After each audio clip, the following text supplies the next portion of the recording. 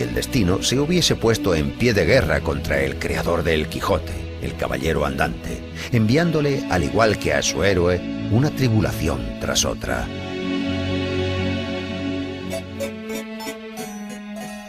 Miguel de Cervantes nació el 29 de septiembre del año 1547 en el seno de la familia de un noble arruinado, Rodrigo de Cervantes. Este era cirujano barbero y, acuciado por las necesidades económicas, se vio obligado a emprender un peregrinaje por distintas ciudades en busca de mejor fortuna.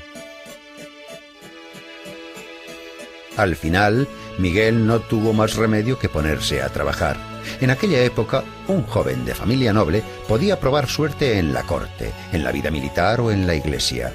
Cervantes eligió la tercera opción. Entró al servicio del cardenal Acquaviva y se fue a Roma.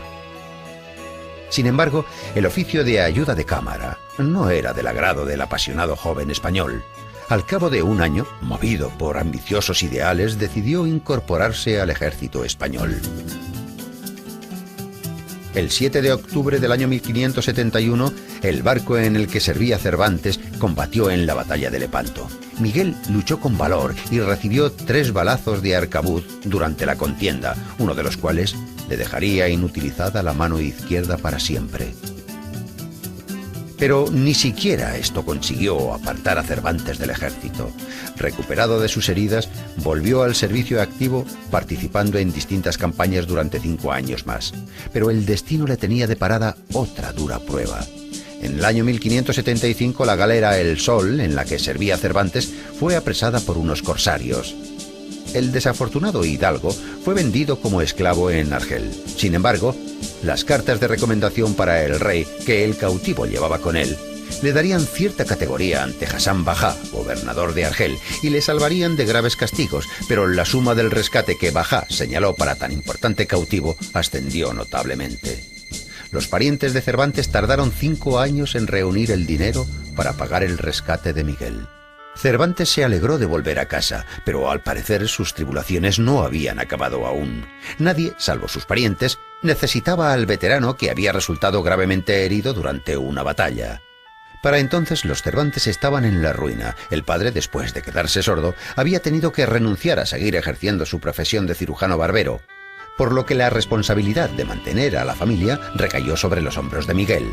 Este volvió a la vida militar, pero sus exiguas ganancias no bastaban para mantener a su gran familia, que se había visto aumentada con la aparición de una hija ilegítima de Cervantes, y tras casarse con su joven esposa totalmente desesperado, Miguel prueba suerte en Andalucía. En el año 1587 se las arregla para conseguir el puesto de comisario de abastos de la Armada Invencible. Pero allí, donde los proveedores deshonestos se enriquecían en tan solo unos meses, el noble y honesto hidalgo no tuvo más que problemas. Fue encarcelado varias veces, víctima de falsas acusaciones de malversación de fondos.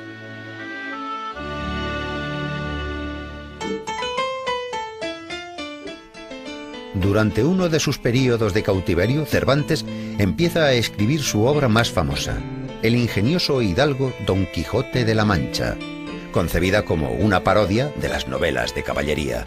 En aquel momento, Cervantes ya había escrito la novela La Galatea, varios dramas y más de 20 obras teatrales. Sin embargo, fue el relato de las aventuras de El Caballero de la Triste Figura el que inmortalizó a Cervantes. La novela, publicada en el año 1605, tuvo un éxito arrollador. Literalmente, el libro desapareció de las estanterías. Así, Don Quijote, el caballero andante, el noble soñador, el entusiasta de las novelas de caballería, el defensor de los necesitados, empezó a recorrer los caminos de la literatura mundial. Su nombre se hizo famoso y aparecieron numerosas variaciones sobre el tema de las aventuras del ingenioso hidalgo. La imagen de Don Quijote, el caballero andante, no solo fue analizada por críticos literarios, autores clásicos y ensayistas, los filósofos también lo hicieron. La novela de Cervantes fue traducida a multitud de idiomas y solo es superada en número de ediciones por la Biblia. 10 años después de la publicación del Quijote en España, se publica la obra titulada Segundo tomo del ingenioso hidalgo Don Quijote de la Mancha. Sin embargo, su autor no era Cervantes, sino alguien que se escondía tras el seudónimo de Alonso Fernández de Avellaneda. El Quijote de Avellaneda carece de nobles ideales y solo aspira a enriquecerse. Afortunadamente, el plagio de Avellaneda pasó casi desapercibido para los lectores. Por otra parte, el falso Quijote forzó a Cervantes a escribir la segunda parte de su novela, en la que sublimó los ideales humanitarios del protagonista.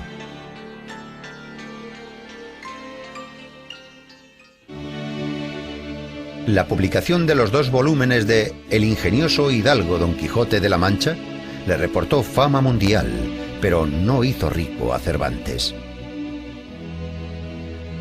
El escritor pasó sus últimos años en Madrid, malviviendo en una bohardilla. En el año 1613, Cervantes ingresó como novicio en la Orden Tercera de San Francisco, en la que pronunciaría los votos definitivos 3 años después.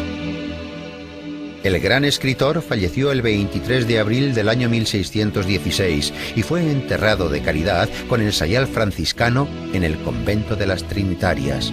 Pero sus héroes, el caballero de la triste figura Don Quijote de la Mancha y su fiel escudero Sancho Panza, llevan ya 400 años viviendo entre nosotros.